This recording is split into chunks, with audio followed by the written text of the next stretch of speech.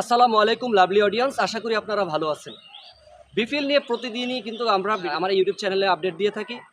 তো আজকের আপডেটটা হচ্ছে ভাই, যারা নাকি মানে যারা নাকি অভিযুক্ত ক্রাইম করেছে, যারা নাকি অপরাধ করেছে এবং কি যারা ভ্যাকসিন করেছে, দুইটি মালিক এখন এই মুহূর্তে দুটি মালিক কিন্তু আমরা এখনো নাম আমরা প্রকাশ পাইনি। এই মুহূর্তে দুটি মালিক কিন্তু তারা অভিযুক্ত, তাদেরকেও কোনো বহাল রাখছে, তাদেরকে কন্টিনিউয়াসলি এইবার বিপিএলও খেলাবেন তাদেরকে দিয়েও। এবং যারা ফিক্সিং করেছে তারা নাকি এইবারও খেলতে পারবেন, কারণ তাদের নামে দুর্নীতি দমন কমিশন তাদেরকে অনুসন্ধান করার চেষ্টা করেছে এবং চালাইতেছে। তারা এই মুহূর্তে তাদের ফ্রেন্ডিং, তারপরেও তারা এই দুর্নীতি নিয়ে, খারাপ নিয়েও এবং এই অপরাধ নিয়েও তারা খেলতে পারবে।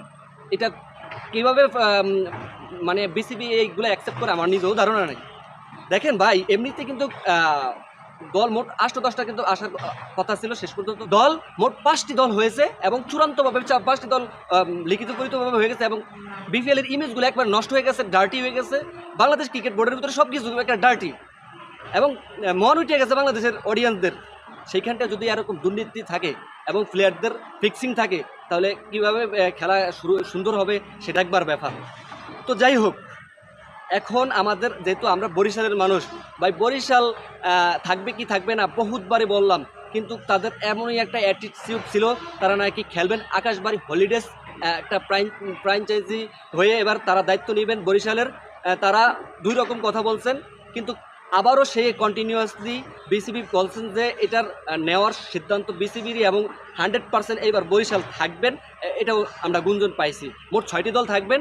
তো যদি এরকমটাই হয়, তাহলে এটা আমাদের বরিশালবাসীদের জন্য একটা সুখময় হবে বলে আমি মনে করি।